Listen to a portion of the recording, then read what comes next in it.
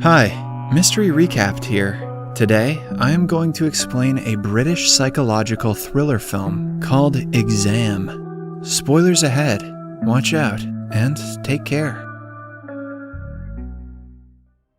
At the beginning of the movie, 8 candidates are shown getting ready for a hiring examination for a profitable corporate job. Some candidates motivate themselves with encouraging words, while some add a few touch-ups to their appearances before moving to the examination hall. The place is dimly lit, with desks for every candidate kept uniformly throughout the room. It also has cameras to monitor their activities. After the 8 of them are seated, a guard with a gun enters the room, visibly making the candidates nervous. He is followed by a man who doesn't tell them his name and simply introduces himself as the Invigilator. He then apologizes to them for the hardships they have faced to reach this room, revealing that the candidates have passed all the previous hiring processes and are the finalists. If they pass this last test, they will be getting the job of their dreams. As the rule of this test, the Invigilator claims that no federal law applies inside the examination hall, and the candidates are supposed to follow only the law of the exam. They are not allowed to communicate with the guard or the Invigilator. Similarly, if they ruin the paper intentionally or accidentally, and if they walk out of the room for any reason, they will be disqualified. The candidate will have 80 minutes to complete the test. There is only one question on the paper before them that they need to answer. The Invigilator then asks them if they have any questions. When no one answers, he wishes them luck, starts the timer, and walks out. The candidates turn their respective papers around and see that it is completely blank. All of them look at each other in confusion. As time passes, they become more nervous. Hence, candidate number 2 starts writing on her paper why she thinks she is eligible for the job. The camera in the room zooms into her paper, and the guard is told to throw her out because she ruined her paper. Number 2 begs for a second chance as the guard locks the doors on her. A while later, number 5 realizes that the rule says they cannot talk to the Invigilator and the guard, which means they can talk to each other. He tells the others the same thing, making them believe that they will have to work together to find what the question is before they can answer it.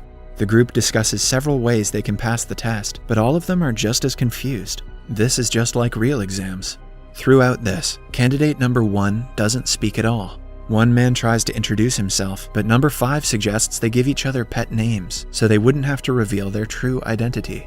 He goes on to name candidate number 1 Deaf because he hasn't spoken yet. Then, the guys are named brown, black, and white, according to their race, and the girls are named blonde, brunette, and dark, according to their hair color. After that, White suggests they get up from their seats, because there is no rule that says they cannot. He takes a chance and gets up. To everyone's delight, the guard stays put, meaning that they can move around freely. Brunette believes that the questions are written down on paper with invisible ink or a watermark. They all agree to test the theory, but do not know how to. Brunette gets up and uses the lights in the room to see if something is written on the paper. However, nothing is visible. She still insists everyone check their own because the question could be in just one of them. Everyone does as she says, except for Deaf, who stays quietly in his seat. White takes his paper and checks it in the light. When they do not get any results, Black suggests the writings might be visible in UV rays or X-rays. The group then starts looking for a switchboard to see if there is any option to turn on other kinds of lights. When they do not find one, they start to look for the source of such light themselves. Deaf doesn't help them whatsoever and nervously stays in his seat. Blonde finds strips of emergency lights in the room, but since there are no switches, the group has to break all the other light bulbs to create an emergency and trigger the lights. Brown retaliates, saying that they cannot take such a risk. So, they vote on the matter and eventually decide to go forth with the plan. After breaking all the light bulbs in the room, it suddenly glows blue because of the emergency blacklight. Everyone starts to look for the question in the paper except for Deaf, but they are disappointed again because they cannot see the question. Brunette asks everyone to remove the first layer of the strip light because they aren't lit. This might give rise to UV rays, which can help them. They use the woman's heels to break the strips and reveal another form of light. However, they are again met with disappointment because these lights do not work either. Now, the group only has 60 minutes left. A frustrated White asks everyone to think of alternatives. As they brainstorm ideas, White registers that they can do anything to number 2's paper since she is already disqualified. So, they gather around her desk and try tracing the paper with a pencil. Still, no question comes forth. White then tears her paper into sections so that they can use them to experiment with different methods. Next, he pees on one of the papers to see if it is liquid activated. However, that doesn't work either. Black and White get into a heated argument while discussing what they should do next, but they stop after hearing Def cry. He sobs silently in his seat while the others watch him in amusement.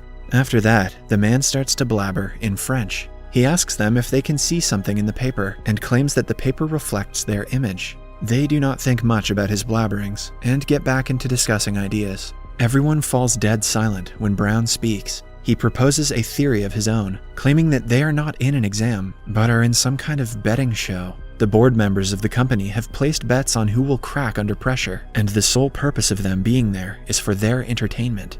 Brown has been watching Squid Game. Brunette thinks that the board members probably have better things to do with their time, but according to Brown, money is the least of their concerns. With the amount of money they have in their life, the board members probably live for the risks. Now, everyone comes forward with their own ideas. Some claim that the Invigilator might be behind this, while others say it might be the CEO. They begin to crack under pressure and insult each other.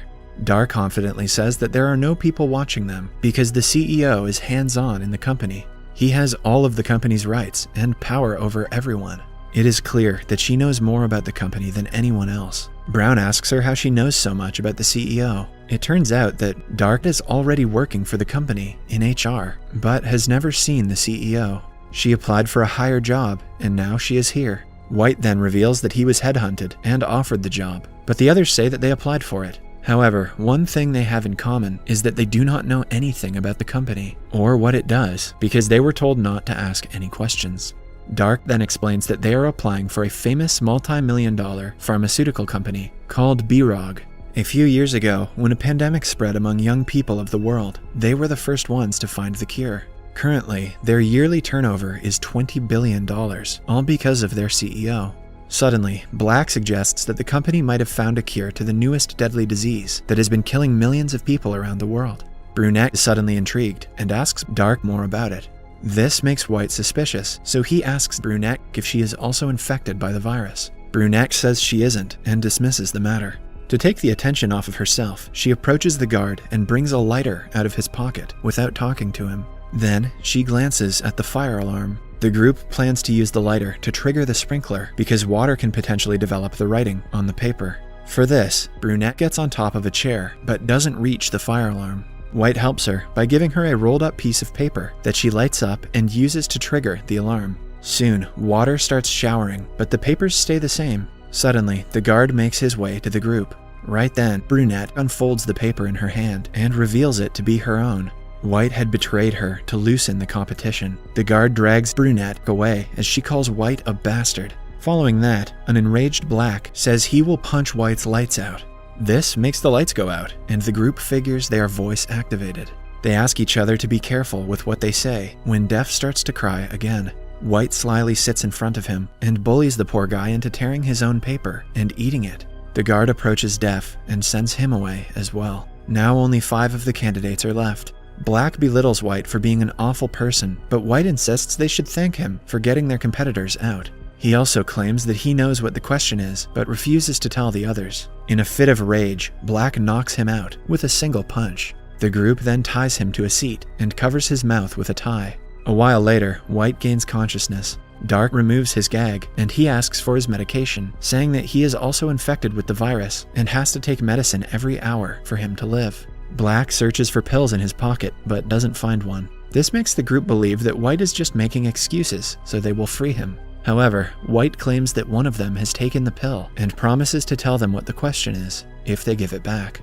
Soon, he loses consciousness again and starts to tremble. Some believe he is faking, but Black says he is having a seizure because of the virus. They start looking for the pill he was talking about, but cannot find it in the room. With only 15 minutes left on the timer, they check each other for the pill. Dark suspects Brown for taking it, and is proven right when she finds the pill stuck to some chewing gum under his table. She tries to feed it to White, but Brown throws it in a vent. As the others try to get it out, a stressed Dark goes in front of the camera and asks the Invigilator to save the man, but since she talked to the Invigilator, she is immediately disqualified. After she is gone, Blonde brings the pill out with a bobby pin and saves White's life. She also unties him in the process.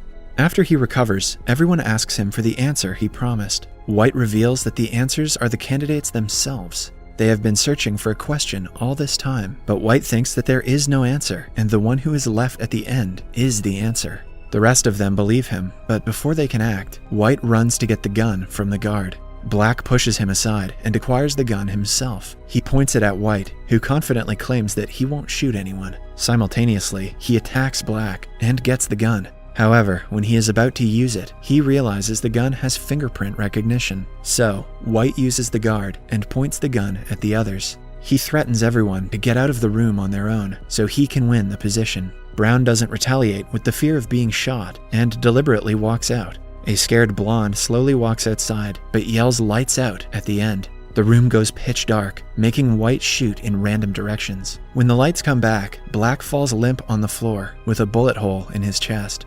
White looks around and sees Blonde still has a foot inside the room. He is about to shoot her as well, but notices that the timer has stopped. Now, White walks to the camera and tells the invigilator that he is the winner of the competition. The guard approaches him and shows him the time. White is in shock to see they still have 20 seconds left, meaning that he is disqualified for talking to the invigilator. It is then revealed that Def had changed the time while they were busy discussing other things. At last, the only one left is Blonde.